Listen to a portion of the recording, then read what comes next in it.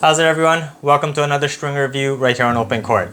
I'm Kent and today I'm testing out a string that I'm very excited about. It's one of my most anticipated strings of this year and it's a company that I've only recently kind of found out about, and you guys in the comments have said that this string is very good and this string was recommended to me by one of my hitting partners. So today I'm finally testing out the Toroline O-Toro. Let's check it out.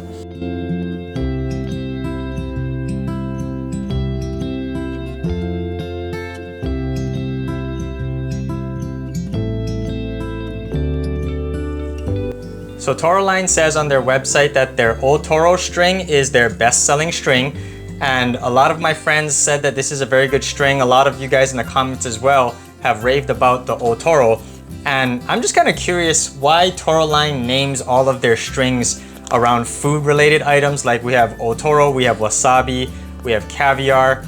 O-Toro, if you don't know, is the fatty tuna. It's the highest grade of tuna you can get. If you guys go eat at sushi and you eat O-Toro, that's going to be probably the most expensive thing on the menu. Side note, I used to be a manager of a very high-end sushi restaurant here in Hawaii, and I actually also went to culinary school. I did learn a little bit about sushi when I was going to culinary school in Japan, and I love O-Toro. It's not something you can really eat that often here in Hawaii with food costs going through the roof, but I love O-Toro the sushi. I'm excited to see if I'm going to like O-Toro the string. So without further ado, let's get into this. So O-Toro comes in one gauge as far as I know, the 123 millimeter gauge, so a 17 gauge, and it comes in a neon green color, although there is a neon orange color exclusively available on Tennis Warehouse. And my friend said that they're also releasing a pink and possibly a blue. I'm not sure, but I'm trying the green color for today's review. Toroline on their website also said that this is their most spin-friendly option, and it said that former ATP player Steve Johnson helped co-develop this string, and I like it when a professional player helps to develop some of these strings. I heard that 𝐕𝐚𝐴𝐽's Tour Bite also had a lot of input from former top-level college and pro-level players as well. I also do want to try James Blake's laser fiber string one day, hopefully soon. My local tennis shop, On Point Sports, has that string, so I do want to try that. And according to Toroline, this O-Toro string tested higher in spin, control, comfort, and tension maintenance when they compared it to L'Occitans Alu-Power, which is the most popular string on the ATP Tour. One thing I did find interesting though is that Toroline says that this string has a very high resilience peak, and I looked into what resilience peak is, and it's basically what happens when the strings kind of settle in and it has that sweet spot where the tension is perfect, the spin potential, power control, all of that is in its prime during the lifetime of a string. And Toroline said that the O-Toro has a very long resilience peak, which is perfect for someone like me who likes a type of string that needs a little bit of break-in. It needs to settle into the racket, and then it becomes really, really playable. The Caviar was exactly that. In my opinion, it has a very, very good and long resilience peak. Toroline claims that the O-Toro has a very high one as well, so I'm excited to try that out. So one set of Toroline on their website costs $15, so it's a little bit more expensive than Tour Bite, but it's still pretty affordable, cheaper than Alu-Power for sure. And I'm testing the 123 gauge, which is the only gauge they have currently, in my Babolat Pure Strike Wimbledon, so I'm keeping it consistent. I tried the wasabi in this racket, I tried the caviar in this racket, and now I'm trying the O-Toro in this racket. And it's perfect because it's a neon green string, and I usually always try neon green strings in my green Pure Strike. So I got it strung at 54 pounds, main and the cross, and I'm excited to try this out because many of you guys raved about this string. I've heard a lot of good things about it, so without further ado, let's jump on the court and let's test out the Toroline O-Toro. But before that, if you guys like this content and want to see more, be sure to overhead smash that like and subscribe button to keep the reviews coming.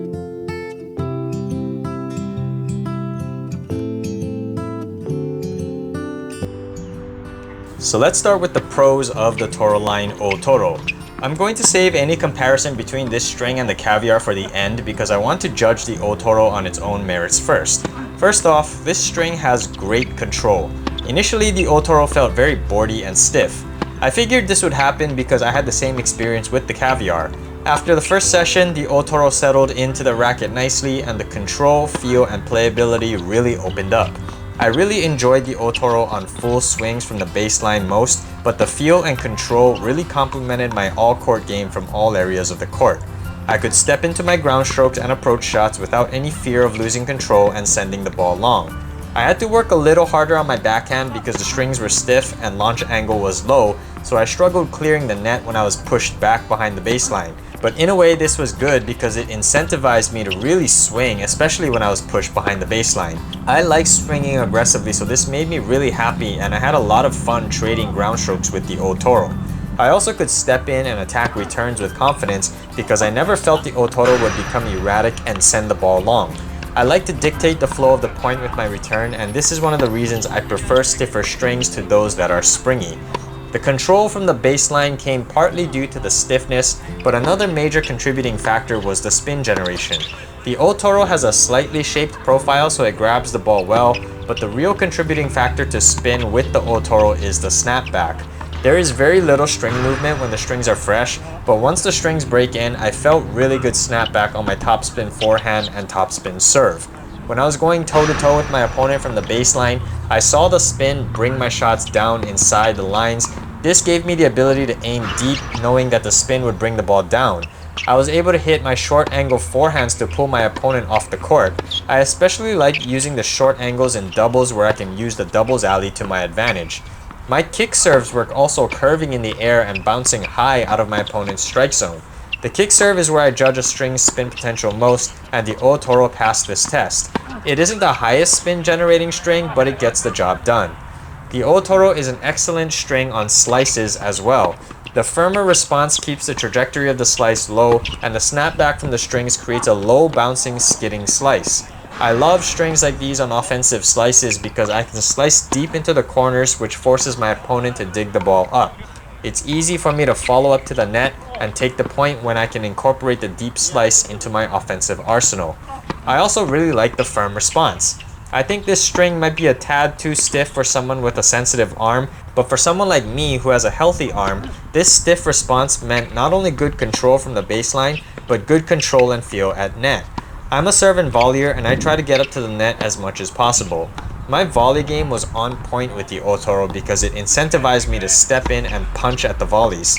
The O-Toro allowed me to punch volleys into the gaps between my opponents, but there is a downside to the stiff layup, which I'll get into later, but for the most part the stiffness allowed me to punch volleys and stay aggressive at net.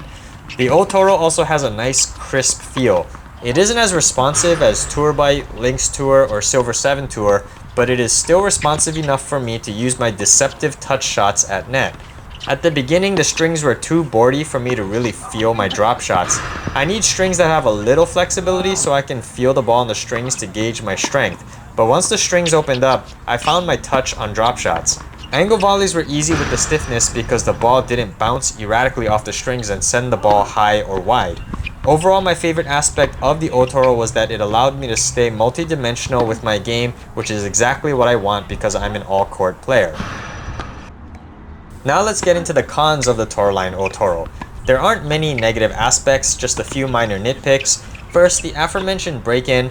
The O-Toro felt like it had a longer break-in than some of the other strings I've tried with break-in periods like the Caviar or Itex Quadro Twist. At first I was getting worried because I thought the string bed was boardy and lacked power and touch. I played a full set of singles and didn't notice much change in the string's playability. But when I started playing a second set, I noticed the strings starting to open up a bit and I started to hit my targets. The overall stiffness of the O-Toro may be too harsh for those who have sensitive arms, so I would put this as a potential con even though I prefer stiffer strings. One area the stiffness did negatively affect my game though was at net. If I ever had to hit a defensive reaction volley, or if I poached and didn't catch the ball in the center, I usually dumped the ball in the net. Softer strings are generally easier to produce power and net clearance on off-center shots. Also, even I will admit the vibrations from hitting off-center were pretty harsh. But besides these two issues, I didn't really have anything that stood out as a glaring con. The O-Toro allowed me to play my all-court game with confidence once the strings settled in. However, the stiffness made hitting powerful serves a bit hard, so if I were to use this string again, I would string 2 pounds lower at 52 in my Pure Strike 98. So now I'd like to briefly compare the O-Toro to the Caviar. This is just my opinion, so I would like to hear everyone else's thoughts in the comments below. I thought the O-Toro and Caviar were extremely similar.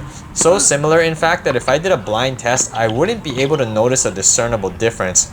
However, after multiple play sessions with both, I realized the Caviar is a tad softer and provides more power when the strings settle in. However, the O-Toro felt a tad crisper, but this could be attributed to the more vibrations I felt from the stiffer string bed. Honestly, I would feel confident taking either string into a tournament because of the fantastic balance of power, control, spin, and feel. Also, both strings have incredible tension maintenance, which I should have mentioned earlier in the pros. That resilience peak that Toroline talked about on their website was on full display with these strings. But if I had to pick a winner between the two, the Caviar just edges it out for me. Reason why is because I felt the Caviar had a near perfect balance between power and control. I could take huge cuts into corners or towards the sidelines, and I saw noticeably more court penetration.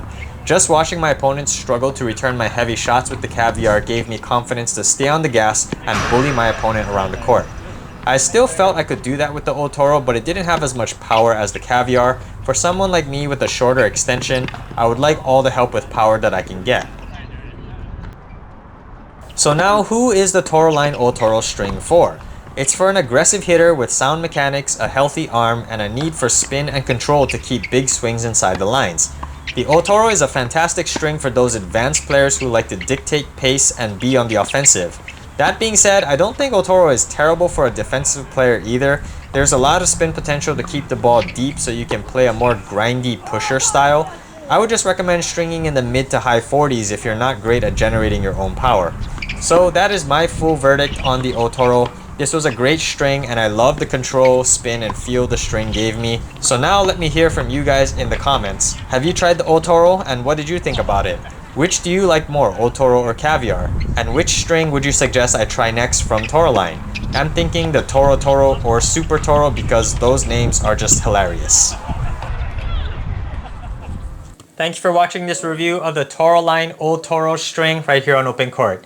If you guys like this content, be sure to overhead smash that like and subscribe button, and I'll see you on an open court.